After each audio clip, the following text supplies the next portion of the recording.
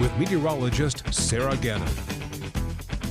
Well, we certainly had another beautiful day out there across the region. Heading into our Friday, we're tracking more warmth. As you may have guessed, those warm temperatures just continue to stick with us here in southern Minnesota and northern Iowa. So looking ahead to Friday, we're looking at the possibility of some near record warmth here in southern Minnesota and northern Iowa. Another opportunity for some near record warmth is possible on Sunday. So a beautiful weekend featuring sunshine and those mild temps.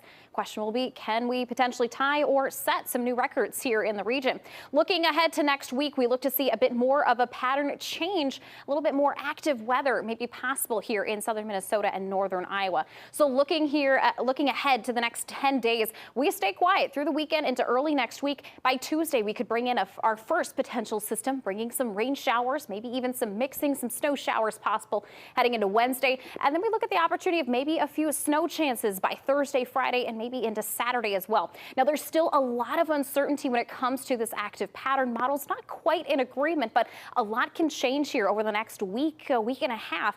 So it's important to keep an eye on the forecast here in the next few days. In terms of that risk of snowfall across the upper Midwest, Climate Prediction Center does have portions of the upper Midwest at about a slight risk, so about a 30% chance of seeing snowfall, especially heavy snowfall here in the region between February 20th and 26th. This is just north of southern Minnesota and northern Iowa. So not necessarily saying there is no chance of seeing snowfall since we're just outside of that perimeter, but something we have to monitor very closely as our area could maybe be looking at some snow. Again, something to monitor here in the coming days.